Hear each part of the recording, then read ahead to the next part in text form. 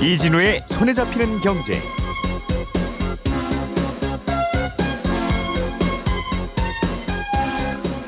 안녕하십니까, 이진우입니다. 손에 잡히는 경제가 뽑은 오늘의 숫자는 5,523명입니다.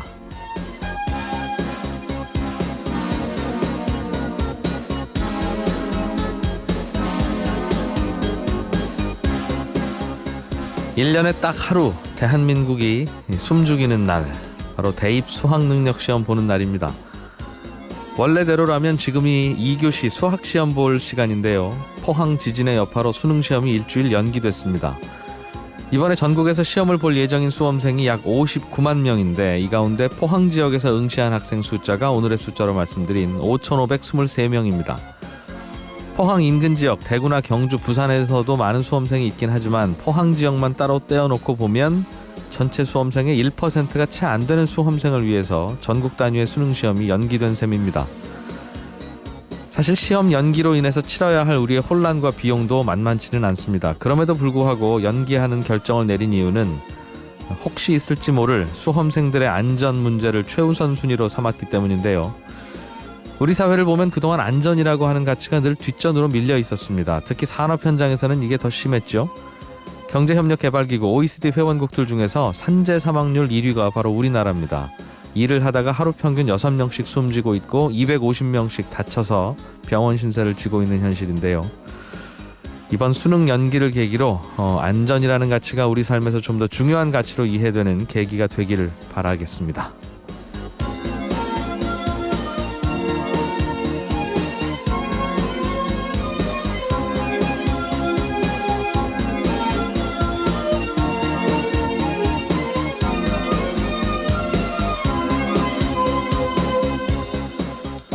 예, 11월 16일 손에 잡히는 경제입니다. 베네수엘라가 국가 부도 위기에 몰렸습니다. 이게 어떤 문제 때문에 그런 건지, 특히 베네수엘라는 석유 많이 캐는 나라라 이게 기름값에 혹시 영향을 주지는 않을지 알아보겠습니다. 해외에서 물건 사실 일들 요즘 많으시죠? 또 해외에 있는 호텔을 인터넷으로 예약하는 경우도 꽤 있을 텐데 이거 가격표 잘 보시고 특히 어떤 환율이 적용되는지 잘 살피시지 않으면 나중에 바가지 쓰는 경우가 많답니다. 이 이중환전 문제 오늘 자세하게 취재해봤습니다. 한 청취자께서 종합소득세를 내시는데 중간 예납을 제때 안 하면 가산세를 물리던데 이 중간 예납이라는 게 의무입니까? 이런 질문 주셨네요. 종합소득세에 대한 질문 오늘 친절한 경제에서 풀어드리죠. 광고 잠깐 들으시고 오늘 준비한 순서 시작하겠습니다.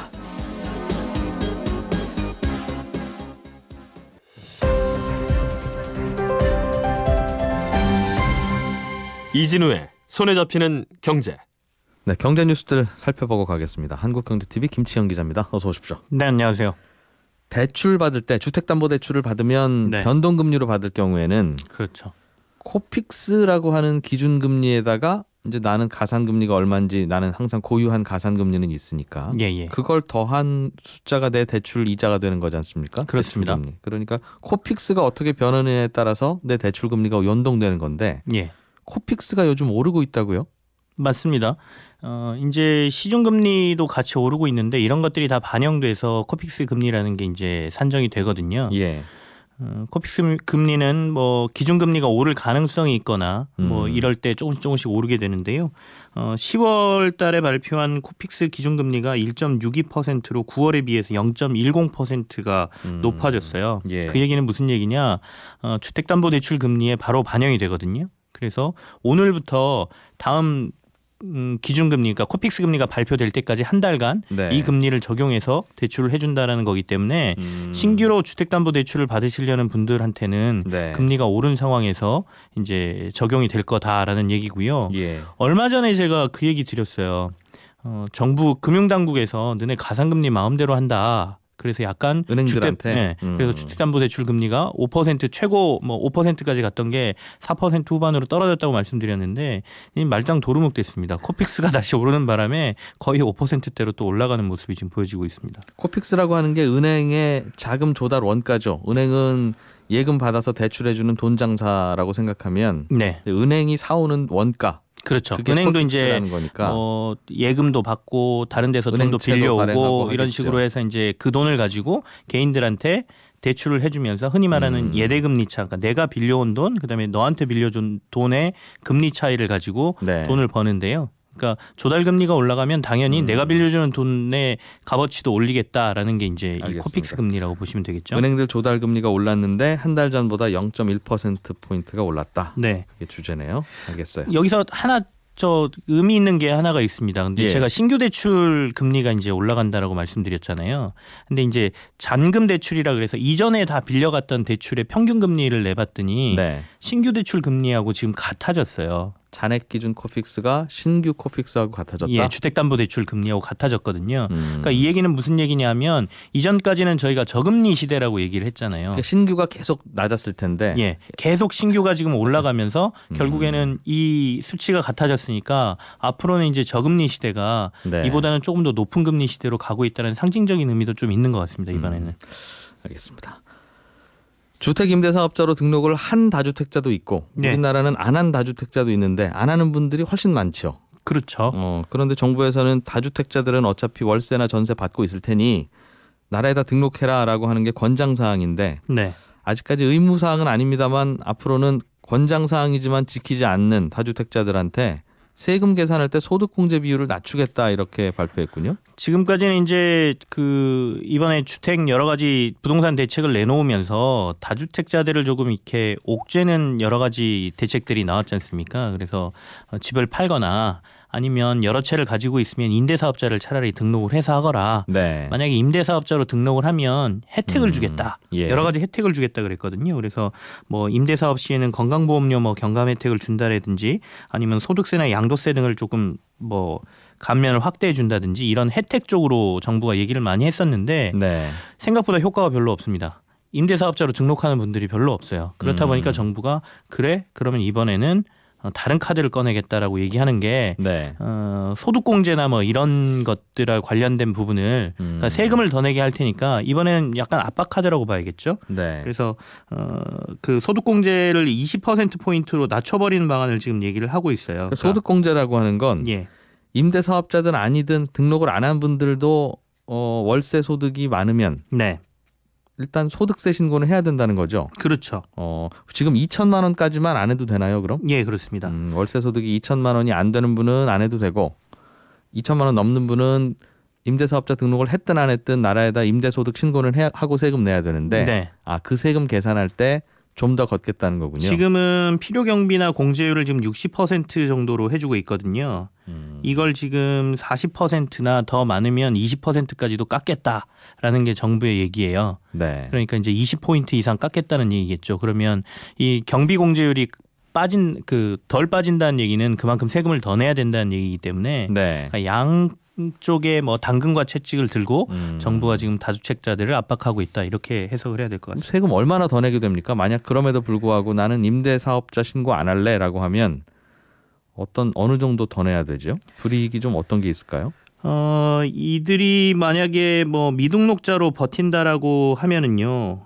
2천만 원 임대소득자 기준 1년 소득세가 112만 원, 건보료는 293만 원으로 총 한 405만 원 정도를 내야 하는데요. 네. 반면 이제 감면 혜택을 거쳐서 뭐 소득세를 조금 빼고 건보료도 경감시키고 하게 되면 네. 지금 한 176만 원 정도를 내거든요. 어허. 근데 이제 만약에 이게 경감률이 떨어진다라고 하면 뭐 200만 원 이상 세금을 내야 된다라고 훨씬 봐야겠죠. 차이가 크겠군요. 예. 다른 소식도 하나 좀 들여다보죠. 우리 예. 인지세, 예. 인지세와 관련한 뉴스는 이게 무슨 뜻입니까? 자유한국당 의원이 발의한 법안이 하나 있던데. 신용카드를 발급할 때 네. 뭐 가입자들은 모르지만 신용카드 회사가 인지세라는 걸 내고 있습니다. 그러니까 신용카드 한 장 발급할 때마다 네. 1,000원의 인지세를 신용카드 회사가 내게 돼 있거든요. 네. 근데 이걸 폐지하자, 예. 없애자라고 지금 자유한국당의 추경호 의원이 지금 개정안을 발의해 놓은 상태인데요. 예. 이렇게 된다라고 하면 1년에 한 200억 원 정도가 이 인지세로 거친다라고 해요. 네. 근데 이게 이제 사라지는 것이고 자유한국당 그 추경호 의원의 주장은 사실 이게 원래는 한 200원, 300원 받았던 건데 네. 카드 사태 이후에 카드 발급이 너무 남발되니 이걸 좀 줄여보자는 의미로 인지세를 1,000원까지 높였던 것이다. 근데 사실상 의미가 없어졌으니 낮추거나 없애자라고 네. 지금 주장을 하고 있는 것이죠. 소비자가 내는 게 아니라 신용카드 회사들이 우리 이번에 새로 한 100만 장 발급됐어요. 곱하기 1,000원에서 내겠습니다. 이렇게 예. 내는 거라서 예. 그게 뭐 많든 적든 우리하고 무슨 관계가 있나 싶긴 한데 신용카드에만 붙는 건 아니었나 보죠. 이 인지세라고 하는 게. 맞습니다. 뭐 예금이나 적금 통장이나 보험에도 다 붙고 있습니다. 그래서 예금 증서라든지 통장 보험 증서에 발행을 할 때 100원, 네. 그다음에 자본시장법상 지분증권, 그러니까 주식이라든지 채권 이런 거 발행할 때도 한 400원 정도의 인지세가 들어가 있거든요. 예. 그래서 사실 투자하거나 실제로 가입하는 사람들은 잘 모르지만 사업자들 같은 경우에는 사람이 많거나 가입자가 늘어가면 이것도 뭐 알겠습니다. 부담스럽다라고 할 수 있는 부분이죠. 은행 가서 예금 통장 하나 새로 만들게요. 그러면 당연히 통장 인수회비도 들고 다 들지만 네, 인지세라고 하는 것도 나라에 별도로 내는 게 있었나 보네요. 그렇습니다.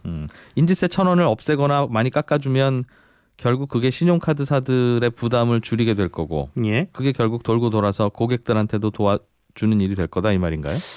고객들한테 사실 도움이 될까는 전 잘 모르겠어요. 물음표가 좀 찍히는데요. 이 법안이 왜 발의됐는지를 좀 지켜볼 필요가 있는데 정부가 부가가치세 대리 납부를 카드사들한테 하도록 지금 얘기를 하고 있잖아요. 네. 그래서 이게 한 향후 3년간 카드사들이 부가가치세를 대리 납부를 해줘야 되는 상황이거든요. 그래서 카드사들 입장에서는 이것과 관련된 시스템 비용도 있고 여러 가지 비용도 있고 부담스럽다라고 얘기를 하고 있어서 카드사들이 요청한 겁니다. 인지세 좀 없애달라고. 그거라도 좀 깎고 싶다. 예, 그러면 이게 없어지면 본인들한테는 거기에 들어가는 돈 어느 정도가 벌충되기 때문에 그래서 이제 의원들이 나서서 지금 이거 폐지하자라고 했는데 논리적으로 보면 논리성이 떨어지진 않는데 다만 이게 그 카드 회사의 요구 그다음에 정치권하고 서로 이렇게 뭐 서로가 맞아 떨어져서 내놓는 법안 같아서 사실 소비자 입장에서는 딱히 이 법안이 통과되든 말든 큰 상관이 없어 보이기도 합니다. 예. 고객에게 혜택이 갈 거냐 말 거냐는 카드사들끼리 경쟁이 치열하냐 안 치열하냐 딱 거기에만 왔다 갔다 하는 거지. 네. 원가 깎아준다고 뭐 내려가거나 하지는 않을 거예요. 예. 어제 포항에서 지진이 발생했는데 네, 그렇습니다. 이 지진과 관련하면 피해도 생길 것이고 집이나 자동차들 부서지기도 할 텐데 이게 보험으로 보상받을 수 있는 문제냐 이것도 좀 궁금한 분들이 꽤 있으신 것 같더군요. 예, 맞습니다. 다행히 이제 인명 피해가 그렇게 많지는 않아서 네. 시설물 피해라든지 아니면 어제 뭐 TV나 사진 등을 통해서 보셨겠지만 차량 피해들이 꽤 있거든요. 그래서 이 피해를 어떻게 보상을 받을 것이냐의 부분에 관심이 좀 모아지고 있는데요. 사실상 보험으로 보상을 받는다라고 하면 피해 보상을 많이 받지 못하실 거의 받지 못한다라고 보셔야 될 것 같아요. 특히 그 주택도 그렇고 네. 그 인명 피해는 사실 여러 가지 보험에서 혜택을 받을 수가 있는데 이 시설물 피해는 자동차 보험에서도 지진과 같은 경우에는 보상이 안 된다라고 지금 얘기를 하고 있거든요. 그러면 예를 예. 들면 건물 조각이 하나 떨어져서 내 차 위로 떨어지는 바람에 유리가 깨졌다면 네. 그거 내 돈으로 고쳐야 된다는 겁니까? 자동차 보험에 가입돼 있는데? 예, 그렇습니다. 그러니까 자동차 보험은 약관상 자연재해로 인한 손실을 보상하지 않아도 된다는 규정이 있거든요. 예. 이것 때문에 자동차 보험에서는 지진 피해와 관련돼서는 보상 규정이 없다. 이렇게 지금 얘기를 하고 있죠. 자연재해니까 예외다. 예. 우리 예전에 저 비 많이 와서 예. 저지대에 있던 자동차 침수되고 하면 그거 보험으로 되냐 안 되냐 이것도 고민이 좀 있었던 것 같은데 그것도 그럼 안 되는 거였습니까? 사실 홍수도 자연재해인데요. 예. 홍수의 침수 피해 같은 경우에는 자동차 자차 보험을 통해서 자기 돈을 내면서 예. 고칠 수 있거든요. 그래서 이거는 예외로 지금 돼 있습니다. 그래서 제가 좀 알아봤더니 그 홍수와 같은 경우에는 몇 년 전에 예.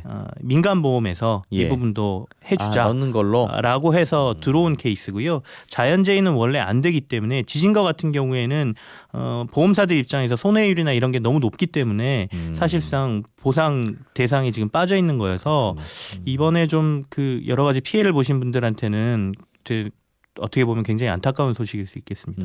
그렇군요. 그럼 결국 지진 전용 보험이라는 게 별도로 나오든가 아니면 자동차 보험도 지진까지도 피해를 보상하는 네. 쪽으로 약관을 바꾸고 물론 보험료도 좀 오르겠습니다만 그렇게 바꾸든가 해야 되는 문제네요. 그렇죠. 이제 사실상 우리나라에서 지진 발생이 거의 없었기 때문에 홍수는 그래도 매년 여름마다 있었던 상황이잖아요. 태풍이나 홍수 피해는. 그래서 예. 이와 관련된 부분은 보험에서 어느 정도 커버할 수 있도록 제도상으로 만들어 놓은 건데 지진과 관련돼서도 이제 좀 고민을 해야 될 시기가 온 게 아닌가라는 생각이 들거든요.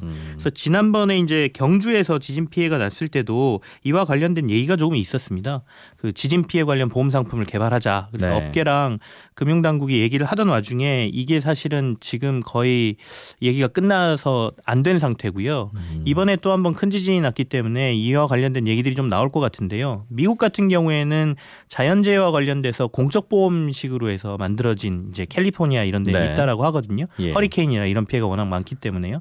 그리고 일본도 지진 재보험사가 있어서 민간 보험사들이 지진 피해를 보상했을 때 뭔가 다시 다른 보험사에서 이걸 사주면서 손해율을 떨어뜨릴 수 있는 여러 가지 방법들을 만들어 놓은 상태예요. 그래서 우리도 이런 고민을 좀 해야 되는 시기가 아닌가라는 생각이 듭니다. 예. 한국경제TV 김치영 기자였습니다. 오늘은 여기까지 듣죠. 고맙습니다. 네, 감사합니다.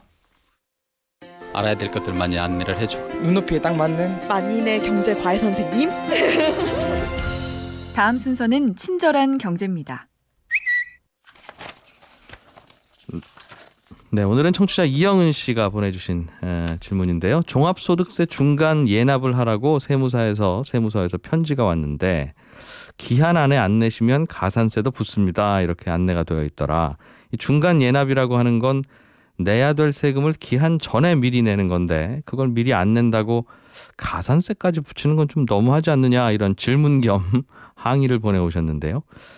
일리가 있게 들리기는 하죠. 작년에 종합소득세로 60만 원 이상 내신 분들은 나라에서 보기에 이분은 세금을 한꺼번에 많이 내시는 분이구나 이렇게 분류를 하고 이런 분들에게는 그 이듬해부터 6개월에 한 번씩 종합소득세를 미리 계산해서 내라 이렇게 편지가 옵니다. 그러니까 한꺼번에 내라고 하면 뭐 이분이 돈이 부족해서 못 내고 그럼 세금 걷는데 지장이 생기기도 하니까 액수 많은 분들은 6개월치를 미리 먼저 내세요. 이제 이런 개념인데 근데 사실 미리 세금을 걷는 셈이긴 해서 늦게 낸다고 그걸 가산금까지 붙이는 게 좀 너무하다 이런 말씀을 주셨습니다만 이게 미리 안 냈을 때 아무 가산금도 없고 미리 냈을 때 아무 혜택도 없으면 사실은 미리 내라고 해도 아무도 세금 미리 안 낼 거 아니겠습니까? 물론 1년 후에 낼 세금 왜 6개월 앞당겨서 내는 건데 안 낸다고 해서 왜 안 내냐고 납세자한테 따질 문제는 아니지만 그래도 6개월 먼저 내는 규정을 만들어 놨으면 그걸 지키게 하기 위해서는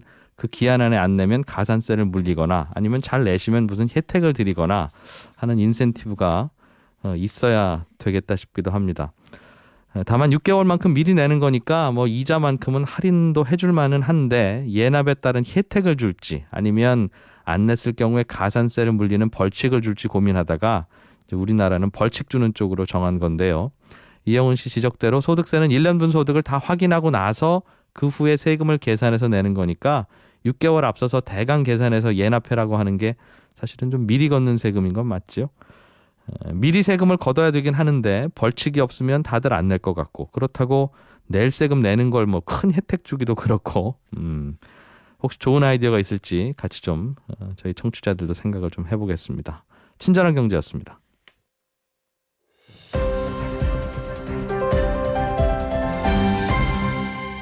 경제를 생각하는 사람들의 즐거운 습관. 이진우의 손에 잡히는 경제. 예, 베네수엘라가 디폴트 즉 나라에서 진 빚을 다 못 갚는 상황에 처했다는군요. 어쩌다가 이런 일이 발생한 건지 또 베네수엘라 정부가 디폴트를 선언했을 경우에 그게 우리에게 어떤 영향을 미칠지까지 좀 짚어보겠습니다.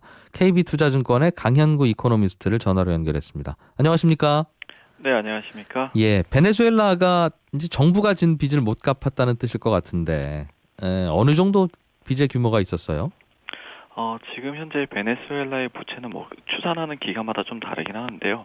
대략 한 1,400억에서 1,500억 달러 정도 가지고 있는 것으로 판단되고 있습니다. 이제 그 중에서 가장 뭐 중요한 부분은 이제 외채 즉 해외에서 빌려온 돈이 어느 정도냐인데 그 부분은 한 640억 달러 정도 되는 걸로 추산되고 있습니다. 그러니까 베네수엘라가 국가가 자기 나라 국민들한테 꾼 돈도 있을 거고 해외 네. 투자자들에게 꾼 돈도 있을 텐데 일단 해외 투자자들한테 꾼 돈은 달러로 갚아야 되니까 그걸 못 갚으면 이제 디폴트라는 거군요. 네, 그렇죠.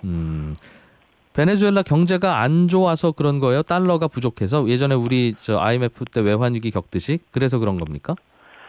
이제 베네수엘라 같은 경우에는 이제 대표적으로 원유에 좀 의존하는 경제 구조를 가지고 있는데요. 예. 이제 2014년 초에 이제 유가가 배럴당 한 100달러를 넘던 것이 이제 2016년 초에 한 30달러를 하회하는 수준까지 좀 이제 급락한 부분이 있기 때문에 예. 당시에 이제 원자재를 중심으로 하고 있던 신흥국 대부분들이 이제 경기 침체를 겪었습니다. 이제 하지만 러시아하고 브라질 같은 경우에는 이제 2014년 이후로 이제 개혁을 계속 함으로 인해서 올해부터 이제 경기 회복 국면으로 이제 좀 진입한 부분이 있는데 네. 베네수엘라는 이제 이런 노력들이 좀 부족해서 이런 재정 악화가 좀 더 심화되고 그렇기 때문에 이제 아직도 경기 침체가 계속되는 부분이 석유값이 있습니다. 떨어지면 나라 수입도 줄어들 테니 그만큼 나라 살림도 좀 허리띠를 졸라매야 되는데 네, 베네수엘라는 맞습니다. 그 일을 잘 안 했다는 뜻이군요. 네네. 그래서 문제는 이제 이렇게 성장이 좀 더 악화되는 부분도 있는데요. 이것보다 이제 더 문제는 이제 그렇기 때문에 이제 결국 환율도 크게 오르게 되고 이제 해외에서 수입해야 되는 이제 물건 가격도 이제 많이 오르다 보니까는 네. 지금 현재 이제 물가 상승률 자체가 올해 한 650%, 어이구. 내년에는 한 2,350% 정도 오를 것으로 지금 전망하고 있습니다. 650%가 물가가 오르면 연초에 100원 하던 게 지금 600원, 700원 한다는 거예요? 그렇죠. 지금 보게 되면 올해하고 내년 물가 상승률을 합치면요. 물건 가격이 한 2년 동안 30배 정도 오른다라고 보시면 될 것 같습니다. 베네수엘라 돈 가치가 떨어지니까 똑같은 예. 1달러짜리 수입해도 그분들 입장에서는 6배, 7배 오르게 느껴지는 거네요. 네, 맞습니다. 한 가지 궁금한 건데요. 베네수엘라는 석유 캐다 파는 나라라고 하지 않았습니까? 그럼 석유값이 3분의 1 토막이 됐으면 3배 더 많이 캐서 팔면 되지 않아요? 이제 그 부분에 대해서 이제 이렇게 설명을 드리면 쉬우실 것 같은데요. 결국 이제 석유, 결국 이제 가장 큰 매장량을 가지고 있는 그 부분은 이제 황금알을 낳는 이제 거위와 같은 거죠. 예. 이제 문제는 황금알을 낳는 거위는 하루에 이제 알을 하나씩밖에 낳지 않는 거죠. 그렇다고 이제 배를 가를 수도 없는 부분이니까 이게 문제인 겁니다. 그러니까 캐서 파는데 캐는 설비가 한정돼 있으니 네네. 땅 속에 그렇죠. 많이 묻혀 있다고 해서 2배, 3배를 갑자기 캘 수는 없는 거예요? 네, 맞습니다. 그래서 지금 현재 베네수엘라가 원유 수출을 통해서 갚을 수 있는 최대의 그 능력은 네. 연간 한 16억 달러 정도로 알려져 있고요. 아까 이제 매체가 한 640억 달러라고 했으니까는 지금 이제 베네수엘라 정부 국민들이 병원도 안 가고 먹지도 않고 그렇게 해서 꼬박 갚는다면 한 40년 정도 갚아야지 되는 규모입니다. 그렇군요. 알겠습니다. 베네수엘라가 예를 들면 디폴트를 선언하면 우리나라 돈 갚을 돈이 없어서 못 갚겠습니다라고 하면 어떻게 됩니까? 그러면 일단은 못 갚겠다는데 자꾸 갚으라고 할 수는 없는 일이고 그 다음에는 어떤 일이 벌어지죠? 이제 사실상 지금 현재 디폴트 상황에 있는 거는 이제 베네수엘라 정부라기보다는요. 예. 이제 페트로레오스 대 베네수엘라라고 하는 국영 석유 기업입니다. 이제 지금 현재 예전부터 이제 베네수엘라 정부에 대해서는 약간 신용이 많이 떨어진 부분이 있어서 해외에서 거의 돈 빌려주지 않았거든요. 네. 그러다 보니까 이제 담보물이 있는 석유회사를 대신해서 이 석유회사가 해외에서 돈을 빌려왔는데 지금 현재 이 석유회사가 돈을 못 갚는 상황이 돼버린 거고요. 그러다 보니까 이제 이런 채권자들은 석유회사가 돈을 못 갚으니까 이에 대해서 이제 정부가 가지고 있는 지분을 매각해서 자기한테 지분을 달라거나 아니면 유전 개발권, 유전들 이런 것들을 좀 이제 달라고 요구할 가능성이 높습니다. 즉 이제 황금알을 낳는 이제 거위를 달라고 하는 거죠. 그러네요.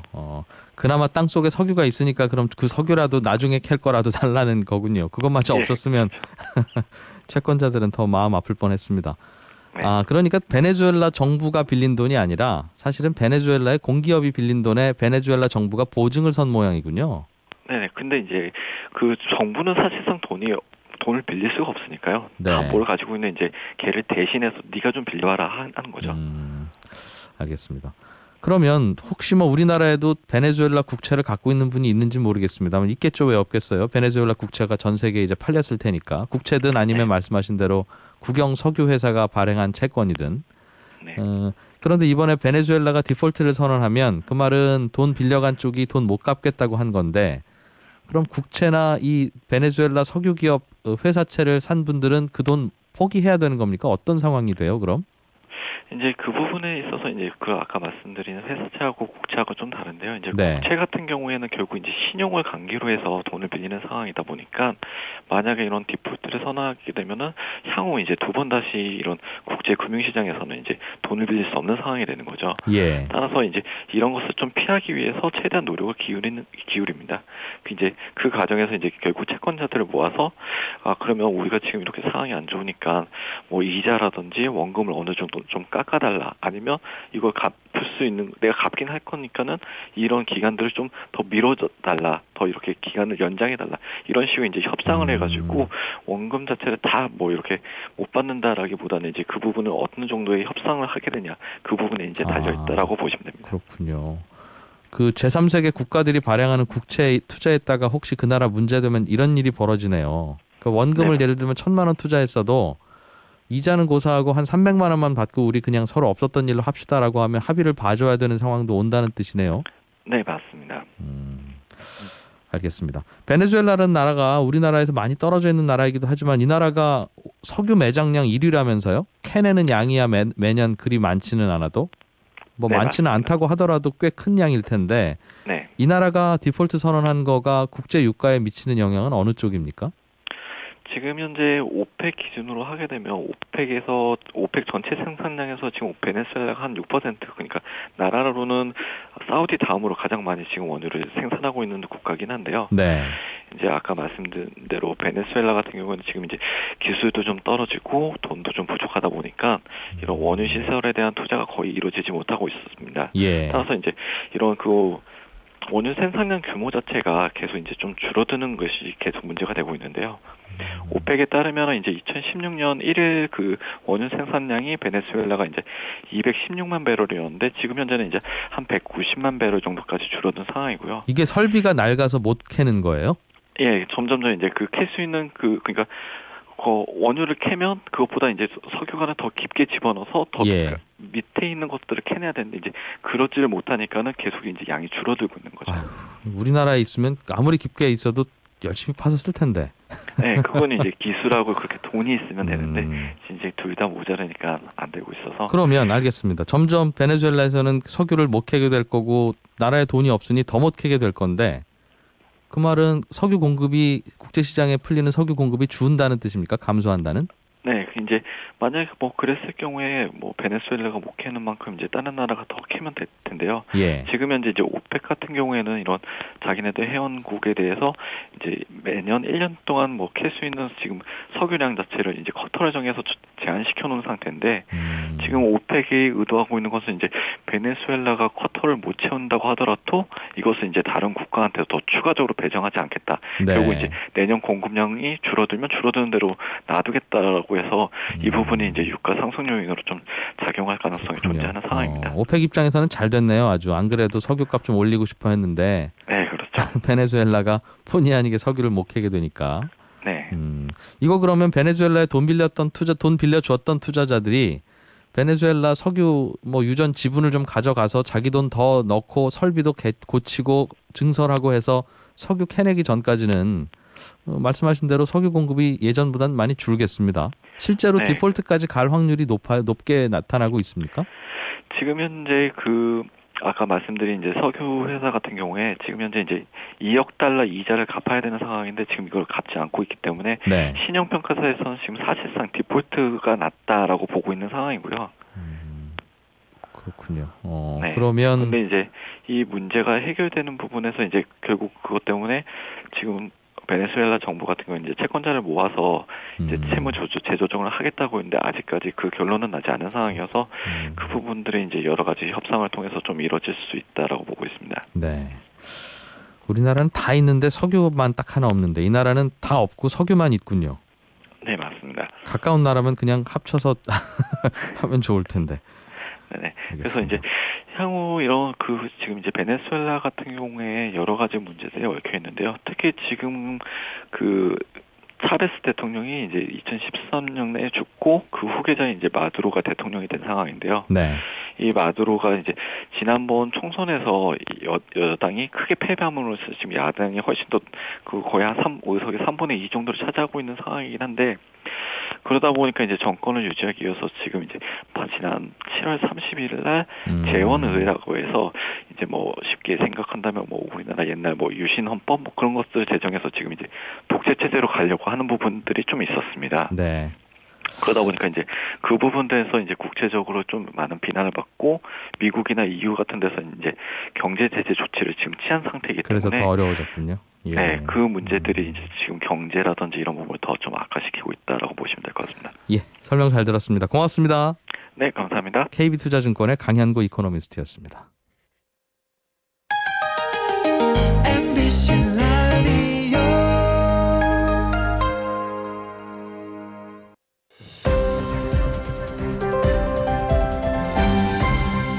이진우의 손에 잡히는 경제.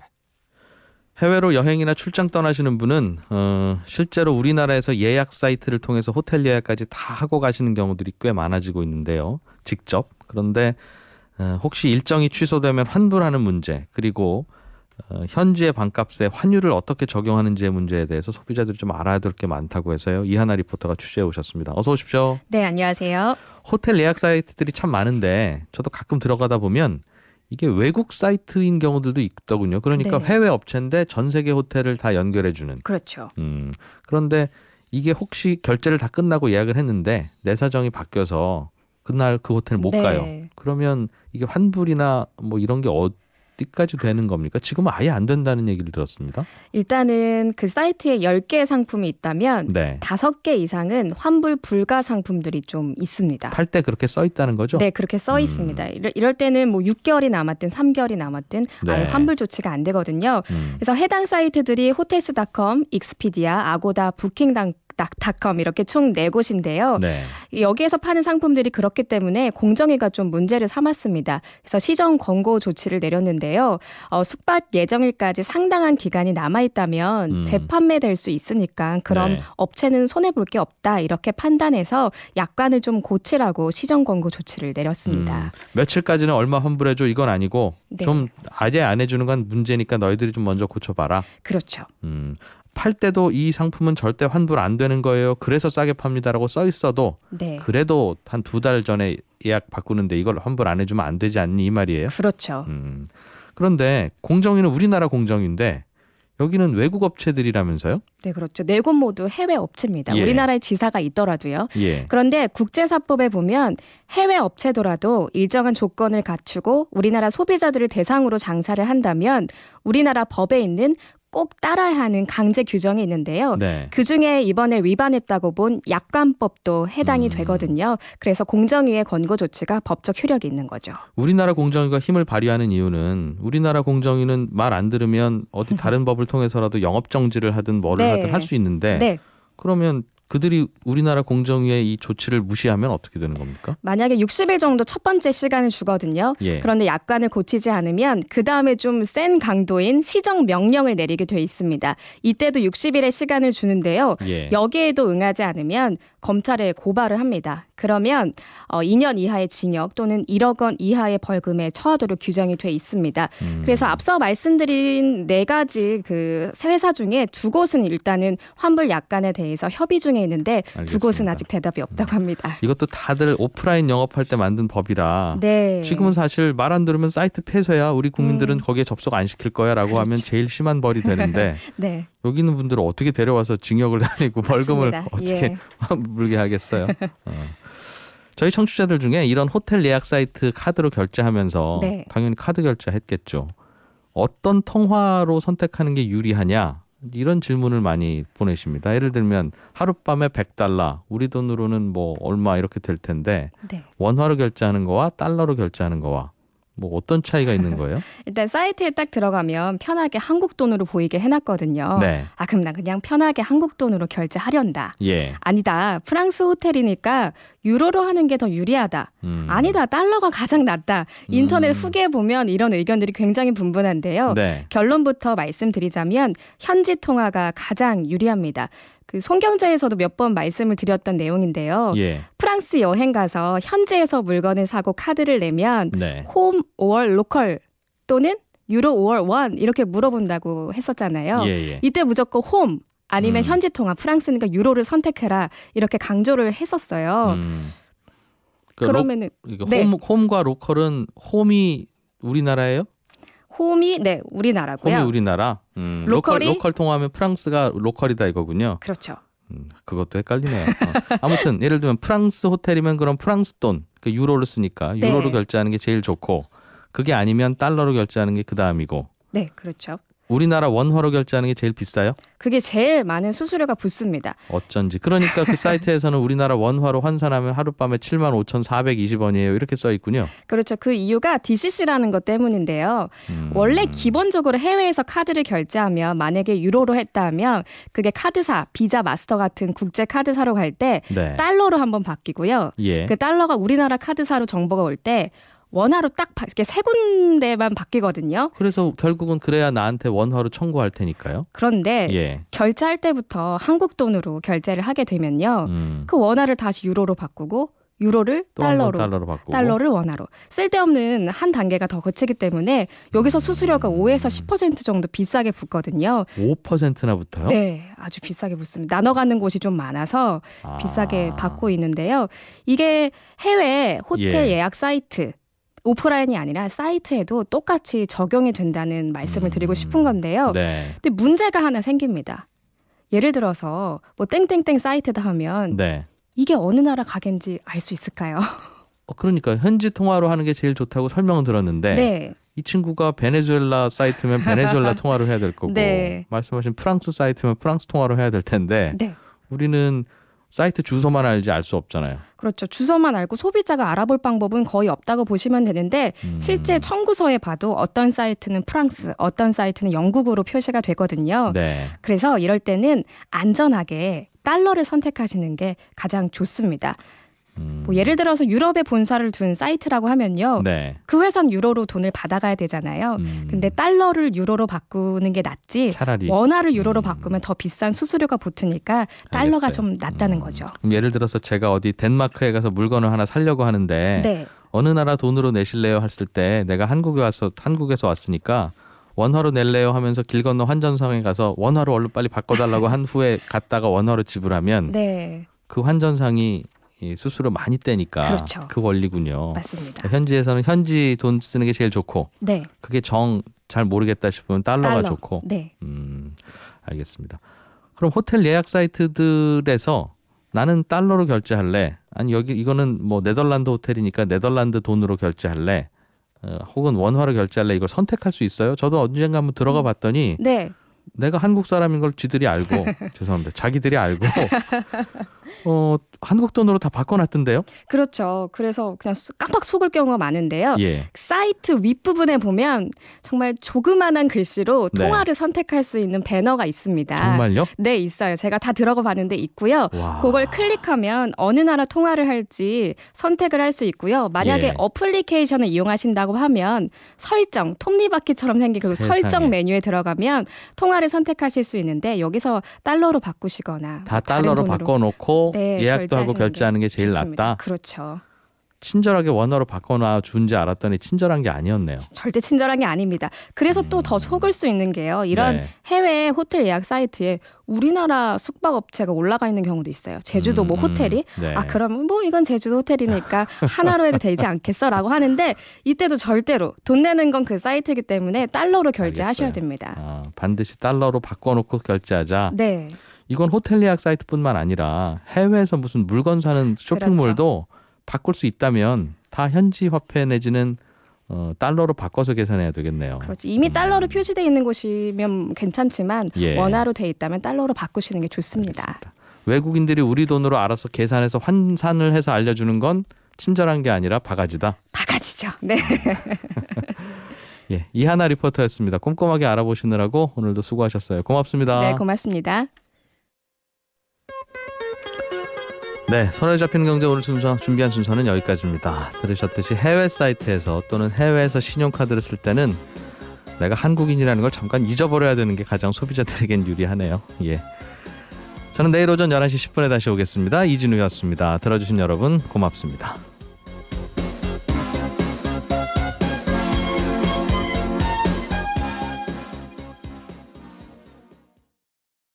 네. 그게 주제네요. 알겠어요. 여기서 하나 저 의미 있는 게 하나가 있습니다. 근데 예. 제가 신규 대출 금리가 이제 올라간다라고 말씀드렸잖아요. 근데 이제 잔금 대출이라 그래서 이전에 다 빌려갔던 대출의 평균 금리를 내봤더니 네. 신규 대출 금리하고 지금 같아졌어요. 잔액 기준 코픽스가 신규 코픽스하고 같아졌다. 예, 주택담보대출 금리하고 같아졌거든요. 음. 그러니까 이 얘기는 무슨 얘기냐면 이전까지는 저희가 저금리 시대라고 얘기를 했잖아요. 그러니까 신규가 계속 낮았을 텐데. 예, 계속 신규가 지금 올라가면서 음. 결국에는 이 수치가 같아졌으니까 앞으로는 이제 저금리 시대가 네. 이보다는 조금 더 높은 금리 시대로 가고 있다는 상징적인 의미도 좀 있는 것 같습니다. 이번에는. 알겠습니다. 주택임대사업자로 등록을 한 다주택자도 있고 네. 우리나라는 안 한 다주택자도 있는데 안 하는 분들이 훨씬 많죠. 그렇죠. 그런데 정부에서는 다주택자들은 어차피 월세나 전세 받고 있을 테니 나라에다 등록해라라고 하는 게 권장사항인데 네. 아직까지 의무사항은 아닙니다만 앞으로는 권장사항이지만 지키지 않는 다주택자들한테 세금 계산할 때 소득공제 비율을 낮추겠다 이렇게 발표했군요. 지금까지는 이제 그 이번에 주택 여러 가지 부동산 대책을 내놓으면서 다주택자들을 조금 이렇게 옥죄는 여러 가지 대책들이 나왔지 않습니까? 그래서 집을 팔거나 아니면 여러 채를 가지고 있으면 임대사업자를 차라리 등록을 해서 하거라. 네. 만약에 임대사업자로 등록을 하면 혜택을 주겠다. 예. 여러 가지 혜택을 주겠다 그랬거든요. 그래서 뭐 임대사업 시에는 건강보험료 뭐 경감 혜택을 준다라든지 아니면 소득세나 양도세 등을 조금 뭐 감면을 확대해 준다든지 이런 혜택 쪽으로 정부가 얘기를 많이 했었는데 네. 생각보다 효과가 별로 없습니다. 임대사업자로 등록하는 분들이 별로 없어요. 그렇다 보니까 정부가 그래? 그러면 이번에는 다른 카드를 꺼내겠다라고 얘기하는 게 네.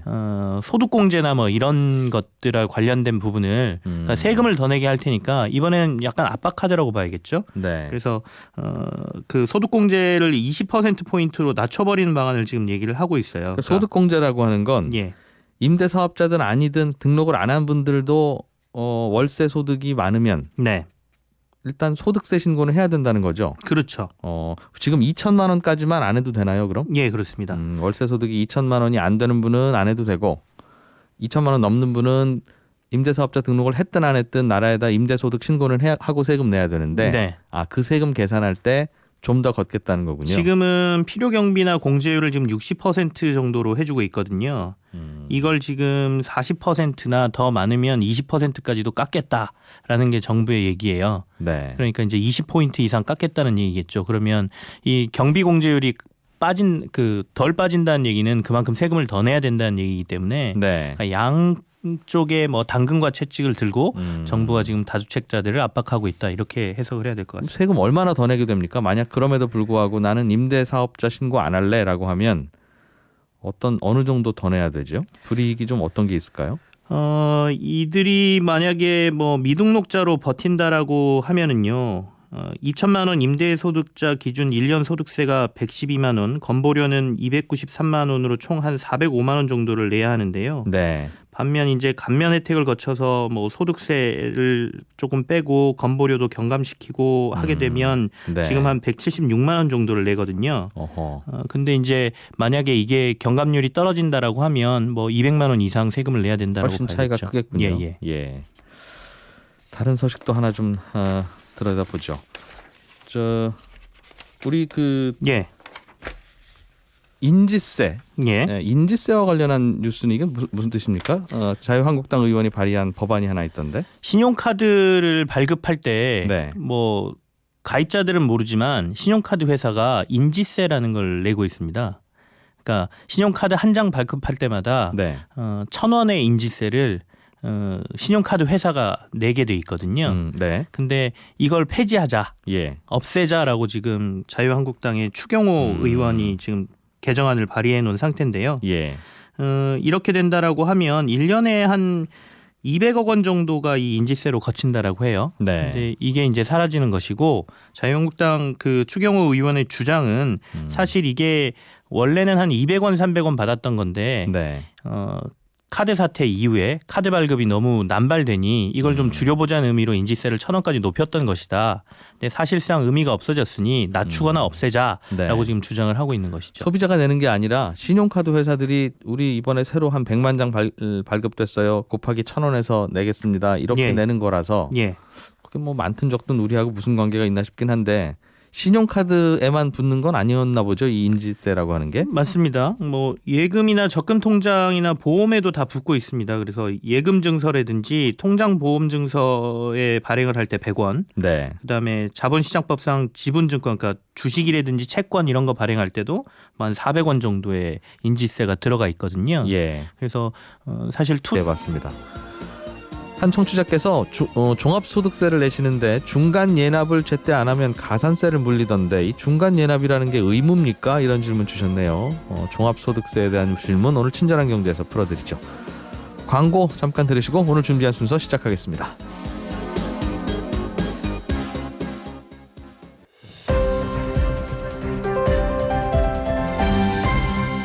이진우의 손에 잡히는 경제.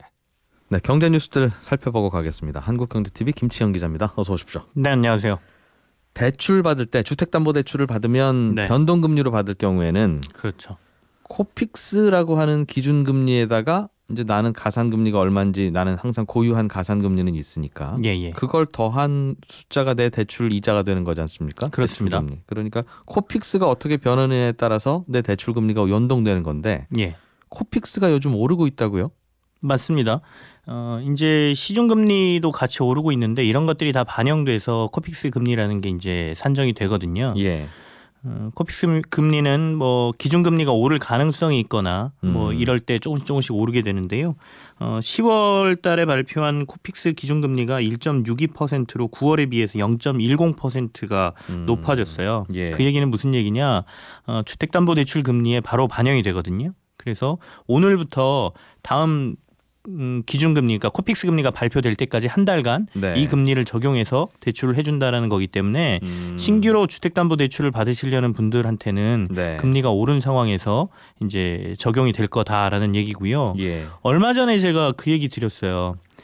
정부 금융당국에서 너네 가산금리 마음대로 한다. 그래서 약간 은행들한테 그래서 주택담보대출 금리가 5% 최고 뭐 5%까지 갔던 게 4% 후반으로 떨어졌다고 말씀드렸는데 말짱 도루묵 됐습니다. 코픽스가 다시 오르는 바람에 거의 5%대로 또 올라가는 모습이 지금 보여지고 있습니다. 코픽스라고 하는 게 은행의 자금 조달 원가죠. 은행은 예금 받아서 대출해주는 돈 장사라고 생각하면 네, 은행이 사오는 원가. 그렇죠. 그게 은행도 이제 거니까.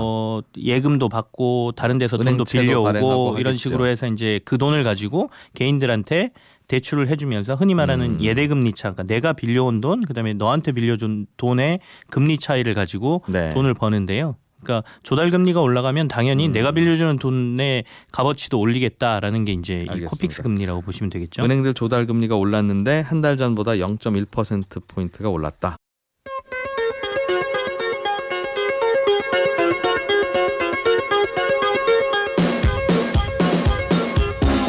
이진우의 손에 잡히는 경제.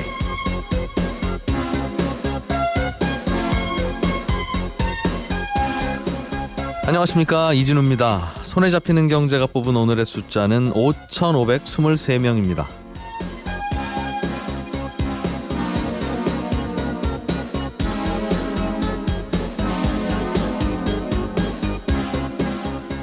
(1년에) 딱 하루 대한민국이 숨죽이는 날, 바로 대입 수학능력시험 보는 날입니다. 원래대로라면 지금이 2교시 수학시험 볼 시간인데요. 포항 지진의 여파로 수능시험이 일주일 연기됐습니다. 이번에 전국에서 시험을 볼 예정인 수험생이 약 59만 명인데 이 가운데 포항 지역에서 응시한 학생 숫자가 오늘의 숫자로 말씀드린 5,523명입니다. 포항 인근 지역, 대구나 경주, 부산에서도 많은 수험생이 있긴 하지만 포항 지역만 따로 떼어놓고 보면 전체 수험생의 1%가 채 안 되는 수험생을 위해서 전국 단위의 수능시험이 연기된 셈입니다. 사실 시험 연기로 인해서 치러야 할 우리의 혼란과 비용도 만만치는 않습니다. 그럼에도 불구하고 연기하는 결정을 내린 이유는 혹시 있을지 모를 수험생들의 안전 문제를 최우선 순위로 삼았기 때문인데요.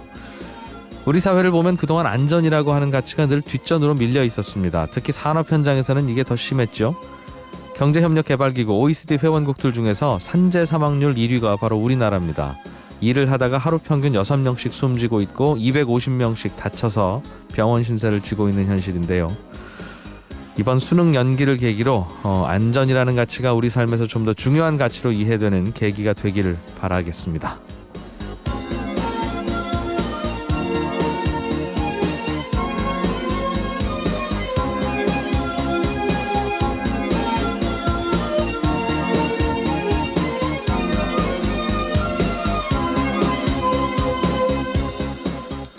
예, 11월 16일 손에 잡히는 경제입니다. 베네수엘라가 국가 부도 위기에 몰렸습니다. 이게 어떤 문제 때문에 그런 건지, 특히 베네수엘라는 석유 많이 캐는 나라라 이게 기름값에 혹시 영향을 주지는 않을지 알아보겠습니다. 해외에서 물건 사실 일들 요즘 많으시죠? 또 해외에 있는 호텔을 인터넷으로 예약하는 경우도 꽤 있을 텐데 이거 가격표 잘 보시고 특히 어떤 환율이 적용되는지 잘 살피시지 않으면 나중에 바가지 쓰는 경우가 많답니다. 이 이중 환전 문제 오늘 자세하게 취재. 투자하거나 실제로 가입하는 사람들은 잘 모르지만 사업자들 같은 경우에는 사람이 많거나 가입자가 늘어가면 이것도 뭐 알겠습니다. 부담스럽다라고 할 수 있는 부분이죠. 은행 가서 예금 통장 하나 새로 만들게요. 그러면 당연히 통장 인쇄비도 들고 다 들지만 네, 인지세라고 하는 것도 나라에 별도로 내는 게 있었나 보네요. 그렇습니다. 인지세 1,000원을 없애거나 많이 깎아주면 결국 그게 신용카드사들의 부담을 줄이게 될 거고 예. 그게 결국 돌고 돌아서 고객들한테도 도와주는 일이 될 거다 이 말인가요? 고객들한테 사실 도움이 될까는 전 잘 모르겠어요. 물음표가 좀 찍히는데요. 이 법안이 왜 발의됐는지를 좀 지켜볼 필요가 있는데 정부가 부가가치세 대리 납부를 카드사들한테 하도록 지금 얘기를 하고 있잖아요. 네. 그래서 이게 한 향후 3년간 카드사들이 부가가치세를 대리 납부를 해줘야 되는 상황이거든요. 그래서 카드사들 입장에서는 이것과 관련된 시스템 비용도 있고 여러 가지 비용도 있고 부담스럽다라고 얘기를 하고 있어서 카드사들이 요청한 겁니다. 인지세 좀 없애달라고. 그거라도 좀 깎고 싶다. 예, 그러면 이게 없어지면 본인들한테는 거기에 들어가는 돈 어느 정도가 벌충되기 때문에 그래서 이제 의원들이 나서서 지금 이거 폐지하자라고 했는데 논리적으로 보면 논리성이 떨어지진 않는데 다만 이게 그 카드 회사의 요구 그다음에 정치권하고 서로 이렇게 뭐 서로가 맞아 떨어져서 내놓는 법안 같아서 사실 소비자 입장에서는 딱히 이 법안이 통과되든 말든 큰 상관이 없어 보이기도 합니다. 예, 고객에게 혜택이 갈 거냐 말 거냐는 카드사들끼리 경쟁이 치열하냐 안 치열하냐 딱 거기에만 왔다 갔다 하는 거지. 네. 원가 깎아준다고 뭐 내려가거나 하지는 않을 거예요. 예. 어제 포항에서 지진이 발생했는데 네, 그렇습니다. 지진과 관련하면 피해도 생길 것이고 집이나 자동차들 부서지기도 할 텐데 이게 보험으로 보상받을 수 있는 문제냐 이것도 좀 궁금한 분들이 꽤 있으신 것 같더군요. 예, 맞습니다. 다행히 이제 인명 피해가 그렇게 많지는 않아서 네. 시설물 피해라든지 아니면 어제 뭐 TV나 사진 등을 통해서 보셨겠지만 차량 피해들이 꽤 있거든요. 그래서 이 피해를 어떻게 보상을 받을 것이냐의 부분에 관심이 좀 모아지고 있는데요. 사실상 보험으로 보상을 받는다라고 하면 피해 보상을 많이 받지 못하실 거의 받지 못한다라고 보셔야 될 것 같아요. 특히 그 주택도 그렇고 네. 그 인명 피해는 사실 여러 가지 보험에서 혜택을 받을 수가 있는데 이 시설물 피해는 자동차 보험에서도 지진과 같은 경우에는 보상이 안 된다라고 지금 얘기를 하고 있거든요. 그러면 예를 들면 건물 조각이 하나 떨어져서 내 차 위로 떨어지는 바람에 유리가 깨졌다면 네. 그거 내 돈으로 고쳐야 된다는 겁니까? 자동차 보험에 가입돼 있는데? 예, 그렇습니다. 그러니까 자동차 보험은 약관상 자연재해로 인한 손실을 보상